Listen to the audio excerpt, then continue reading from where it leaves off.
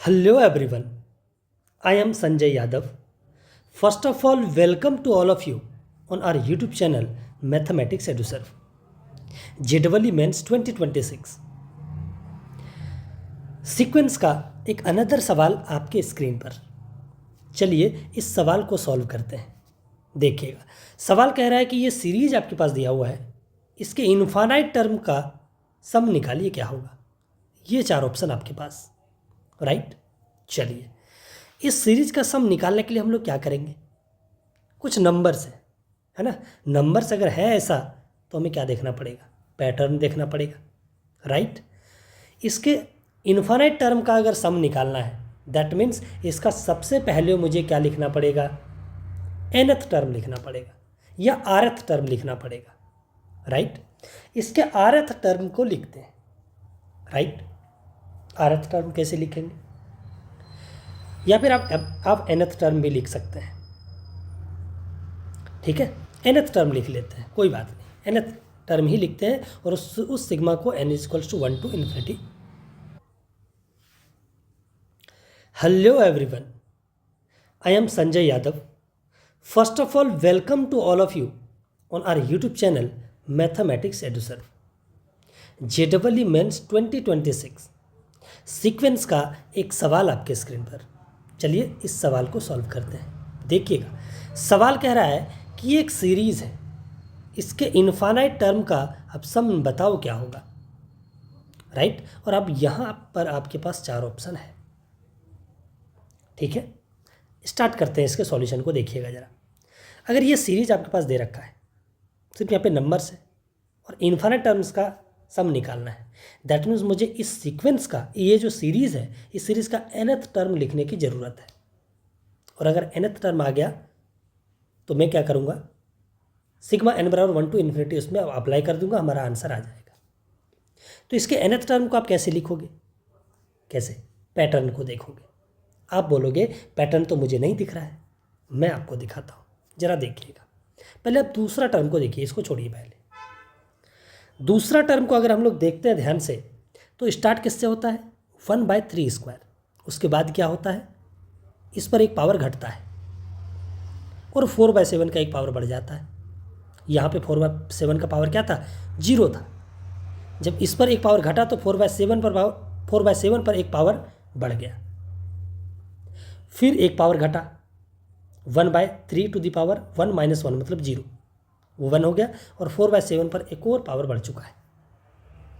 बहुत बढ़िया, जैसे 4/7 पर पावर 2 आया, रुक गया। अगला टर्म लिख रहा है, कैसे, स्टार्ट किससे किया, तीसरा टर्म 1/3³ से। उसका अगला टर्म कैसे लिखा, 1/3 का स्क्वायर। इस पर एक पावर घटाया तो 4/7 का एक पावर बढ़ा दिया। उसके बाद 1/3 पर फिर से एक पावर घटाता है और 4/7 पर एक पावर और बढ़ा देता है।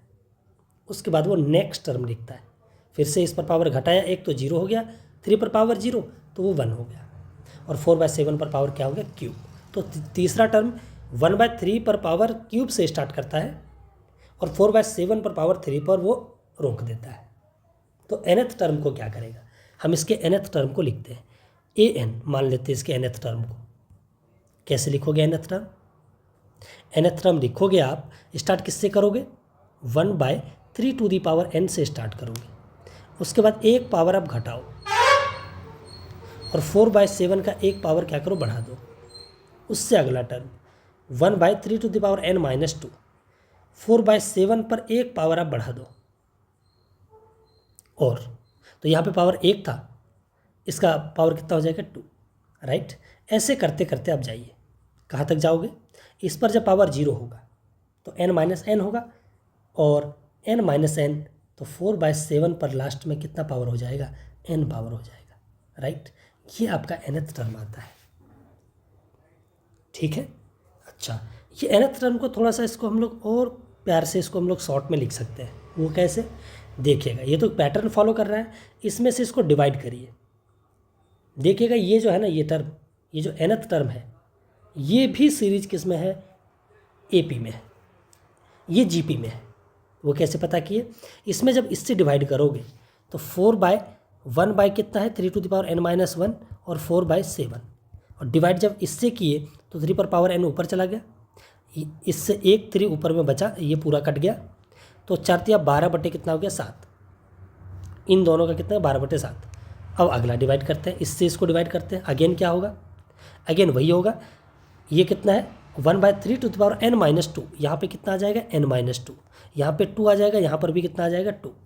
और अगला टर्म अगर लिखोगे ये वाला टर्म, ये वाला क्या हो जाएगा 3 टू द पावर n-1 ऊपर गया और 7 बाई कितना हो गया 4, तो 1 से 1 चला गया, ये से ये चला गया, इससे ये गया यहाँ पे, लेकिन एक 3 आ गया, 4 12/7 फिर से आता है। वैसे भी करोगे तो 12/7 ही आएगा। इसका मतलब है कि वो जो सीरीज है an वो भी किस में है, ये भी किस में है जीपी में है। और अगर जीपी में है तो जीपी का मैं सम लगा सकता हूँ, तो an क्या निकल के आ जाएगा देखिएगा, जीपी का sum a into r to the power n, r कितना है 12/7। इसमें टर्म कितना है ज़रा बताइए, अगर हम लोग इसमें टर्म देखें तो टर्म कितना है, या n से स्टार्ट हुआ है, या तो आप यहाँ से देख सकते हैं 4/7 पर पावर 0 से स्टार्ट हुआ, 4/7 to the power 0, 4/7 to the power 1, और कहाँ तक गया है 4/7 टू द पावर n, तो कितना टर्म होगा n+1 टर्म होगा, क्योंकि 0 से स्टार्ट होकर n तक पहुँचा है।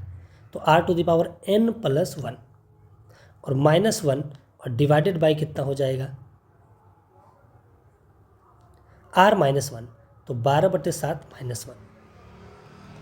अब ये कितना हो जाएगा 7, एलसीएम ले लीजिए 7/5, ये ऊपर जाके कितना हो जाएगा 7/5, और मैं इसको अंदर मल्टीप्लाई कर देता हूँ।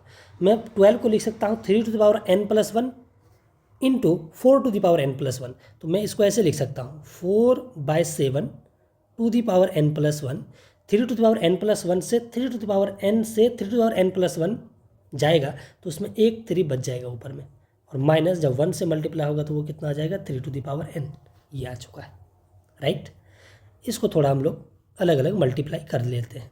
जब मल्टीप्लाई करते हैं तो 21/5 और ये आ जाएगा 4/7 टू द पावर n+1 और -1/3 टू द पावर n, ठीक है, और 7/5, ये 7/5 इससे भी मल्टीप्लाई हो जाएगा, ये an है। अब मैं क्या करूँगा, इसमें सिग्मा लगाऊंगा, सिग्मा SN, मुझे तो SN निकालना था, उस सीरीज का सम निकालना था, तो an में क्या लगा देंगे SN लगा देंगे, an में सिग्मा लगा देंगे तो वो निकल जाएगा, S इन्फिनिटी निकालना है तो सिग्मा n बराबर 1 to इन्फिनिटी an। इसमें जब सिग्मा लगाए तो 21/5 तो बाहर आ गया, और सिग्मा लगा है इसमें n = 1 to infinity 4/7 to the power n+1 और -7/5, और समेशन लगा है n बराबर 1 to infinity 4/7 to the power 1/3 to the power n, right. अब देखिए, ये देखिएगा आपके पास ये जो है ना, ये फिर से क्या बन गया जीपी बन गया, जिसका पहला टर्म क्या होगा 4/7 का स्क्वायर, 1 डालेंगे ना, 1 डालेंगे तो 4/7 का स्क्वायर, 4/7 का क्यूब, ऐसे चलता जाएगा इन्फिनिटी तक सम है, क्या होगा a/1 - r, a कितना होगा 4²/7², और अपॉन में कितना होगा 1 - r, 1 - r कितना होगा 1 - r, r कितना है 4/7, ठीक है, -7/5 इंटू इसका कितना हो जाएगा a 1/3 और 1 - 3, राइट। अब देखिएगा, अब ये 21/5 इंटू कितना हो जाएगा 7 - 4, मतलब 7/3 इंटू 4² और /7² -7/5 इंटू 1/3 इंटू 3/2, राइट। ये और ये कट चुका है, ठीक है। यहाँ से देखिएगा आप, एक 7 से 7 चला गया, और 7 3 और ये 3 से 3 भी चला गया, ठीक है। बचा कितना 16/5 और -7/5, राइट। अब 7/10 आ चुका है। अब हम लोग इसका एलसीएम ले लेते हैं। जब एलसीएम लेंगे तो यहाँ पे 10 आया, यहाँ पे 32 और -7, तो ये आ चुका है 25/10, 25 25 5 दूना 10, आंसर कितना आ जाता है 5/2। तो यही आपका क्या होगा आंसर, आंसर कितना आ जाएगा आपका 5/2। That means option number B is correct. फिर हम लोग मिलते हैं अगले वीडियो में। Thank you so much for watching, thank you so much.